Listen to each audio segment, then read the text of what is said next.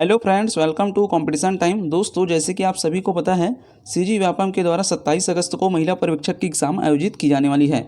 तो दोस्तों, इस बात को ध्यान में रखते हुए आज के वीडियो में प्रैक्टिस सेट 11 लेकर आए हैं, जो कि आपके आने वाले एग्जाम के लिए बहुत ज़्यादा इंपॉर्टेंट है। दोस्तों, आज के वीडियो में हम महिला बाल विकास से संबंधित बाल विवाह अधिनियम, इसके साथ ही आहार से संबंधित कुछ महत्वपूर्ण प्रश्नों को कवर करने वाले हैं, जो कि आपके आने वाले एग्जाम के लिए बहुत ही ज़्यादा इंपॉर्टेंट है। दोस्तों, वीडियो को स्किप मत कीजिएगा, पूरा लास्ट तक जरूर देखिए, बहुत ही महत्वपूर्ण प्रश्नों को कवर करने वाले हैं। दोस्तों, इसके पहले भी मैंने काफ़ी सारे प्रैक्टिस सेट बनाकर इस चैनल में अपलोड कर दिए हैं।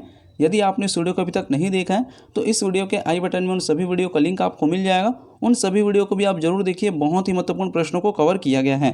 तो चलिए दोस्तों, बिना देरी के आज के वीडियो को हम स्टार्ट करते हैं।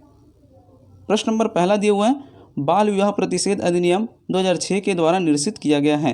तो क्या निर्देशित किया गया है? तो इस प्रश्न का राइट आंसर हो जाएगा ऑप्शन नंबर ए, बाल विवाह अवरोध अधिनियम 1929।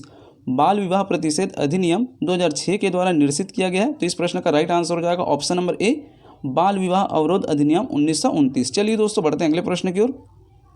प्रश्न नंबर दूसरा दिया हुआ है, बाल विवाह प्रतिषेध अधिनियम 2006 के अंतर्गत बाल विवाह से जन्मा या गर्भाहित बालक सभी प्रयोजन के लिए समझा जाएगा।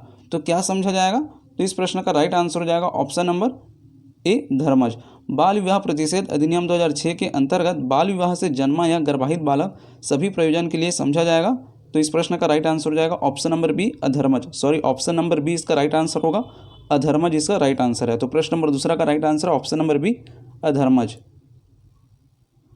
प्रश्न नंबर 3 दिए हुए हैं, दहेज प्रतिषेध अधिनियम 2004 के अंतर्गत नियमों के निर्वाचन संबंधित किसी भी प्रकार का प्रश्न उत्पन्न होने पर हेतु उसे भेजा जाएगा। निर्णय हेतु कहाँ भेजा जाएगा? तो इस प्रश्न का राइट आंसर हो जाएगा ऑप्शन नंबर डी, परिवार न्यायालय को।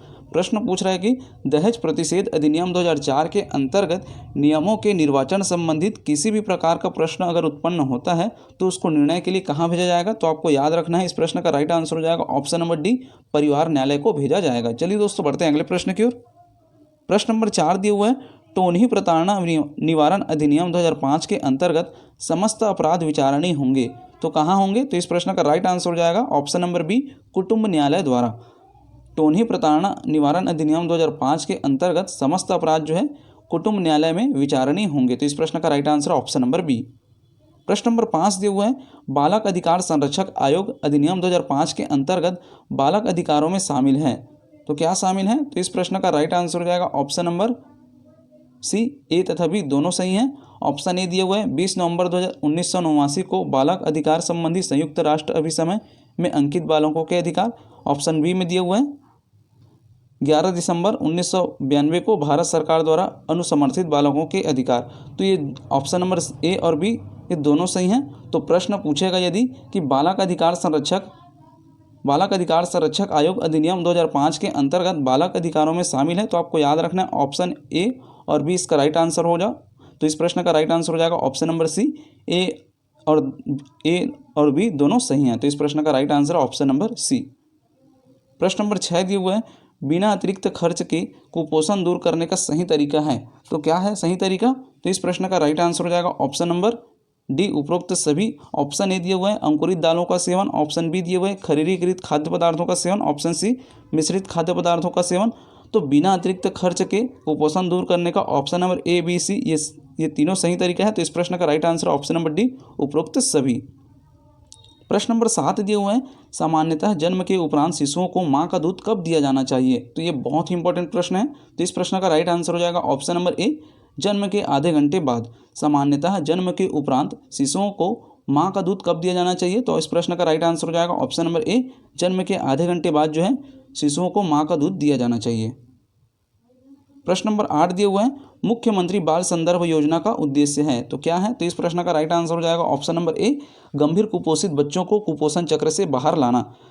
मुख्यमंत्री बाल संदर्भ योजना का मुख्य उद्देश्य है ऑप्शन नंबर ए, गंभीर कुपोषित बच्चों को कुपोषण चक्र से बाहर लाना इसका मुख्य उद्देश्य है। तो इस प्रश्न का राइट आंसर हो जाएगा ऑप्शन नंबर ए, गंभीर कुपोषित बच्चों को कुपोषण चक्र से बाहर लाना। प्रश्न नंबर 9 दिए हुए हैं, नवजतन योजना क्या है? तो क्या है नवजतन योजना? तो इस प्रश्न का राइट आंसर ऑप्शन नंबर ए, कुपोषित बच्चों का समुदाय आधारित प्रबंधन। नवजतन योजना का मतलब है कि कुपोषित बच्चों का समुदाय आधारित प्रबंधन करना जो है नवजतन योजना है। चलिए दोस्तों, बढ़ते हैं अगले प्रश्न की ओर।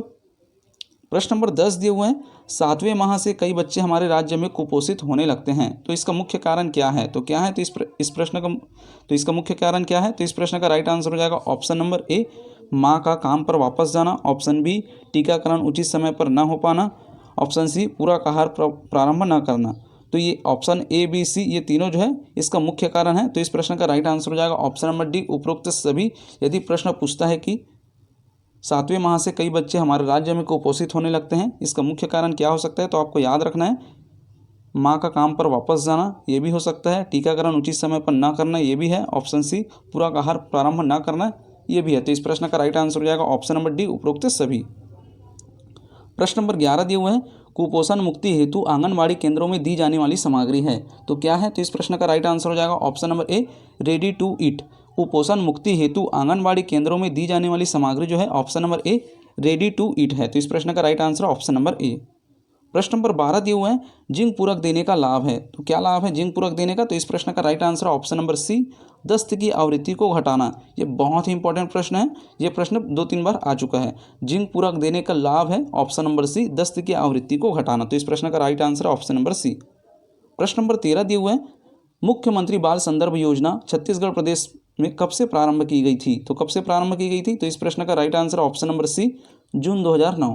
मुख्यमंत्री बाल संदर्भ योजना जो है छत्तीसगढ़ प्रदेश में जून 2009 में प्रारंभ की गई थी। तो इस प्रश्न का right answer option number C. अगला प्रश्न दिए हुए हैं, नवजतन योजना के प्रथम चरण का प्रारंभ किस वर्ष में हुआ? तो किस वर्ष में हुआ? तो इस प्रश्न का right answer option number C, सन 2012। नवजतन योजना के प्रथम चरण प्रारंभ जो है सन 2012 में हुआ था। तो इस प्रश्न का right answer option number C. अगला प्रश्न दिए हुए हैं, नवजतन योजना में परिवर्तन लाने वाले एजेंट का कार्य कौन करता है? तो कौन करता है? तो इस प्रश्न का right answer option number C, स्वयंसेवी संगठन। यदि प्रश्न आता है नवजतन योजना में परिवर्तन लाने वाले एजेंट का कार्य कौन करता है, तो आपको याद रखना है इस प्रश्न का right answer option number C, स्वयंसेवी संगठन। इस तरह से दोस्तों आज के वीडियो में हमने महिला एवं बाल विकास से संबंधित बहुत ही महत्वपूर्ण प्रश्नों को कवर किए हैं, जो कि आपके आने वाले सभी एग्जाम के लिए बहुत ही ज़्यादा इंपॉर्टेंट हो सकते हैं। दोस्तों वीडियो अच्छा लगे तो वीडियो को लाइक करें, ज़्यादा से ज़्यादा लोगों में शेयर करें, और अभी तक आपने हमारे चैनल को सब्सक्राइब नहीं किया तो प्लीज़ चैनल को सब्सक्राइब जरूर करें। आने वाले समय में भी आपको ऐसे ही महत्वपूर्ण प्रश्नों के साथ प्रैक्टिस सेट देखने को मिलती रहेगी।